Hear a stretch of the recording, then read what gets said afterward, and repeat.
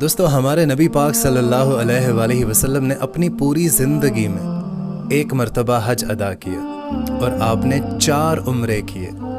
आप सल्लल्लाहु अलैहि वसल्लम ने अपनी ज़िंदगी के 53 साल मक्का में गुजारे और बाकी के 10 साल आपने मदीना पाक में गुजारे।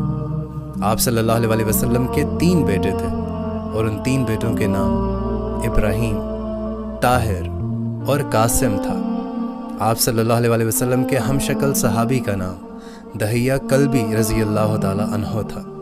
आप सल्लल्लाहु अलैहि वसल्लम के दांत मुबारक ग़ज़वा ओहद में शहीद हुए थे।